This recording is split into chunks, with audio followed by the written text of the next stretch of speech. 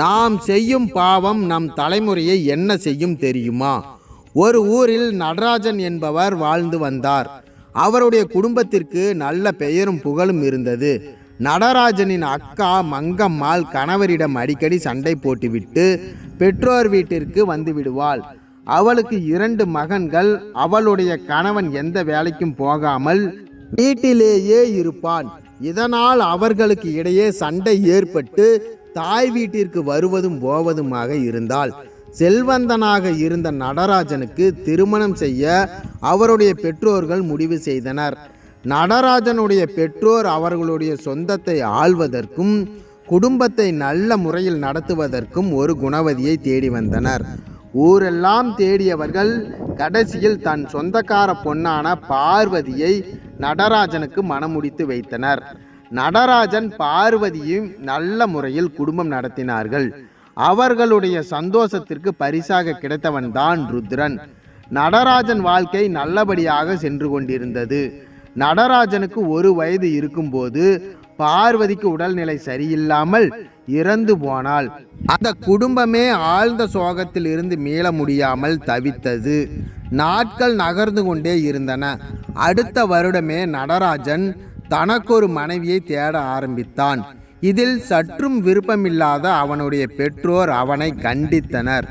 அவனுடைய தந்தை, நடராஜா, ருத்ரன் தாயில்லாத பிள்ளை, அவன் வாழ்க்கையை எண்ணிப்பார்.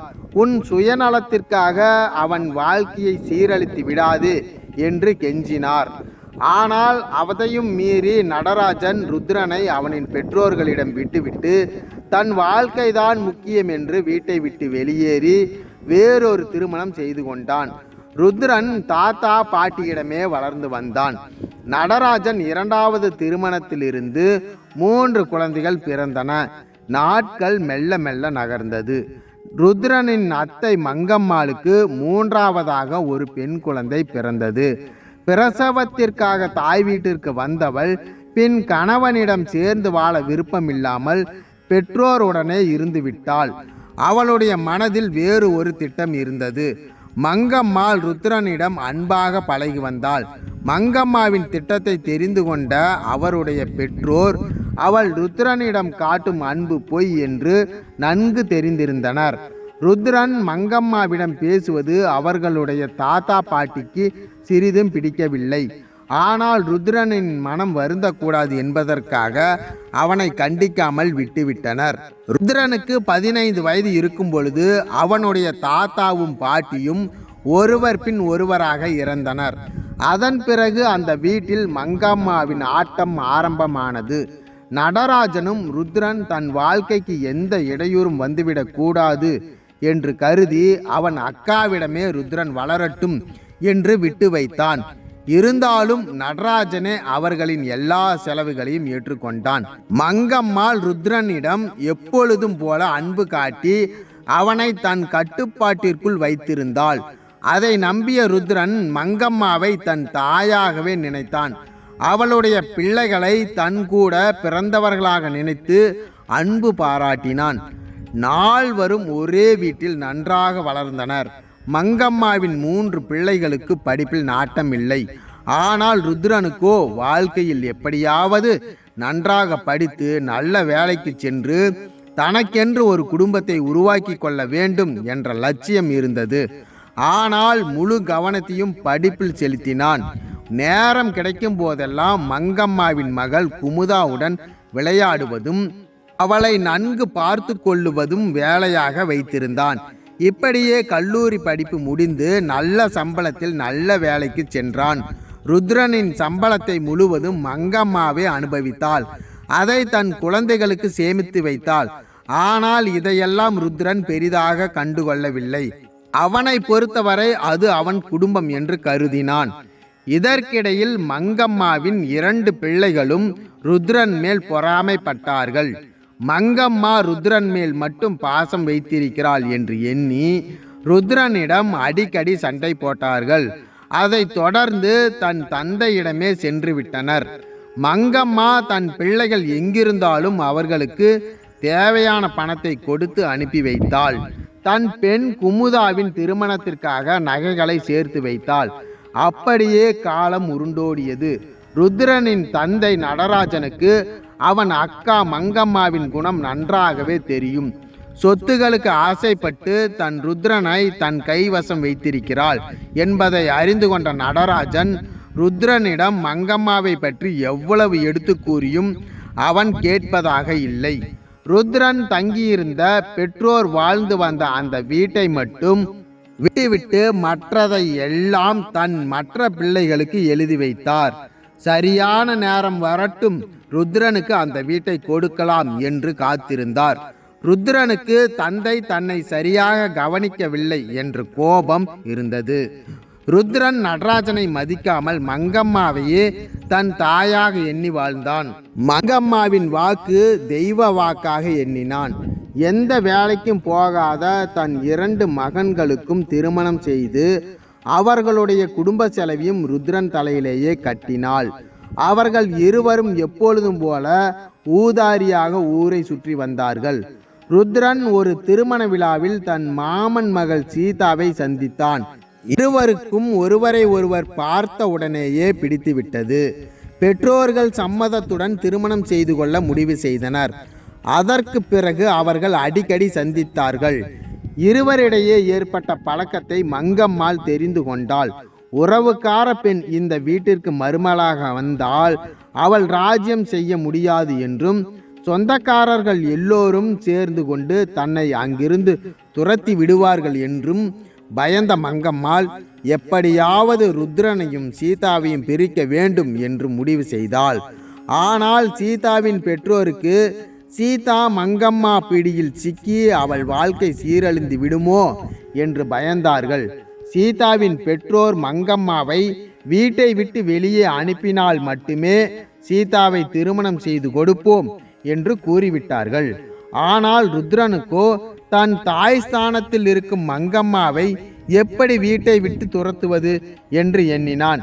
வேறு வழியில்லாமல் ருத்ரன் சீதாவை விட்டு பிரிந்தான்.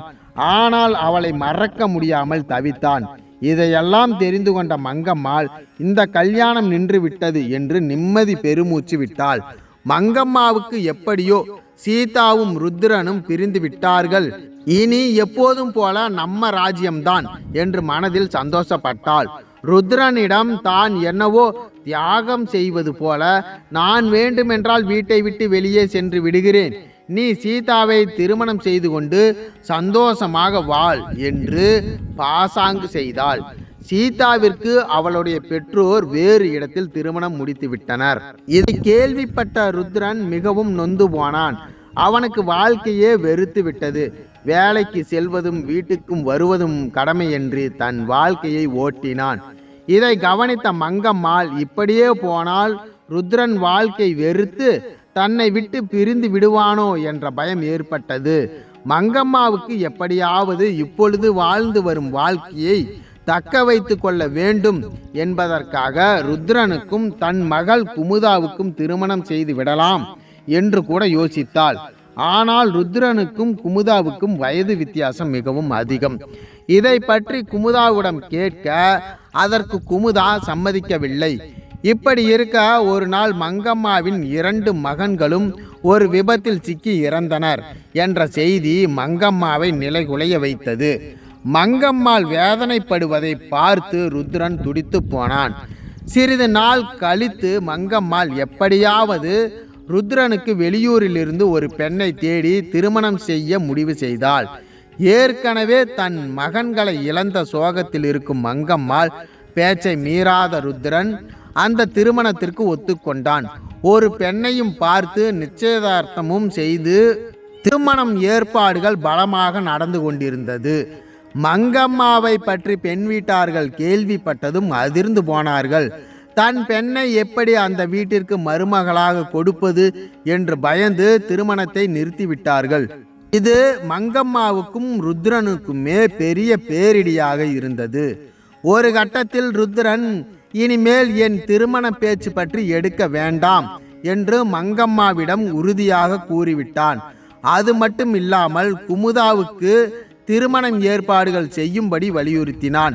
மங்கம்மாளுக்கு ருத்ரன் வாழ்க்கையை பற்றி கவலை இல்லை. அவனுடைய பணமும் சொத்தும் மட்டுமே முக்கியமாக இருந்தது. மங்கம்மாள் குமுதாவிற்கு பெரிய இடமாக பார்த்தாள். மாப்பிள்ளை கை நிறைய சம்பாதிக்கிறார் என்று, எந்த கெட்ட பழக்கம் இல்லை என்றும் கூறி குமுதாவை பெண் கேட்டார்கள். ஆனால் வரதட்சணையாக பல சவரன் நகையும் மாப்பிள்ளை ஓட்டுவதற்கு வண்டியும் பல லட்சம் ரொக்கமும் கேட்டார்கள். குமுதாவிற்கு மாப்பிள்ளையை மிகவும் பிடித்துவிட்டது. ருத்ரன் சம்பாத்தியத்தை எல்லாம் மங்கம்மாள் குமுதாவின் திருமணத்திற்காக செலவிட்டாள்.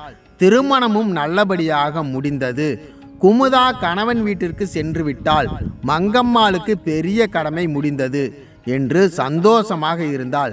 தன் கணவனை வைத்து கொண்டு எப்படி தன் பிள்ளைகளை கரையேற்றுவோம் என்று எண்ணியிருந்த அவளுக்கு ருத்ரனை வைத்து எப்படியோ தன் மகளை கரை சேர்த்து விட்டோம் என்று நிம்மதி பெருமூச்சு விட்டாள். திருமணம் முடிந்த 2வது நாள் குமுதா தாய் வீட்டிற்கு அழுதபடியே வந்தாள்.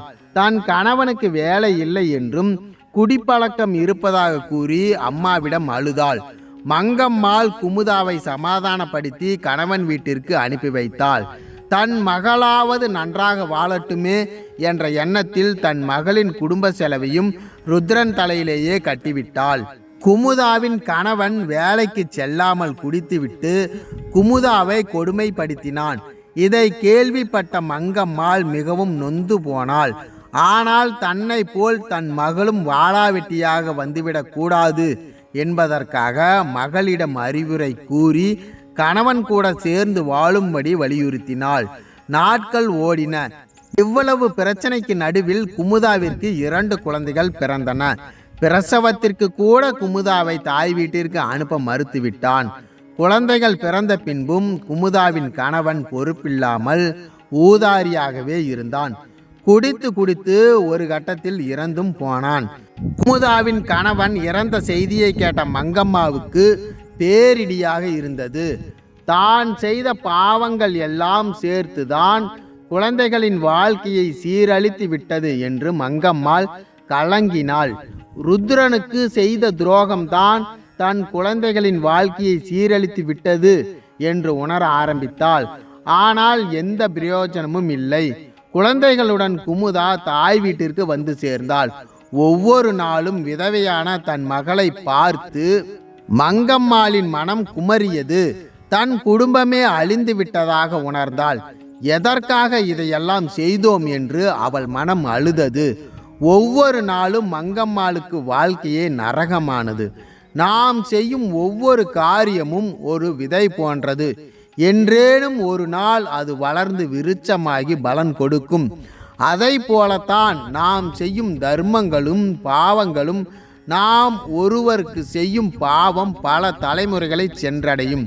அதிலும் அன்பை பகடைக்காயாக பயன்படுத்தி செய்யப்படும் பாவங்கள் எத்தனை ஜென்மம் எடுத்தாலும் நம்மை விட்டு போகாது. அதற்கான பலனை அனுபவித்துதான் ஆக வேண்டும். மற்றவர்களை ஏணி போல உபயோகித்துவிட்டு அவர்களின் நலனில் அக்கறை இல்லாமல் இருப்பவர்களை கடவுள் என்றும் மன்னிக்க மாட்டார். பாதிக்கப்பட்டவர்கள் மனம் நொந்து சாபம் கொடுக்காவிட்டாலும் அந்த கருமத்தின் பலனை நாமே அனுபவித்தாக வேண்டும். மங்கம்மாவை போல நாம் வாழ்க்கையிலும் பல பேரை சந்தித்திருப்போம்.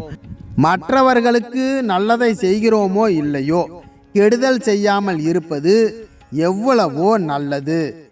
இந்த கதை உங்களுக்கு பிடிச்சிருந்ததுன்னா நம்ம சேனலை சப்ஸ்கிரைப் பண்ணிவிட்டு ஒரு லைக் பண்ணுங்கள்.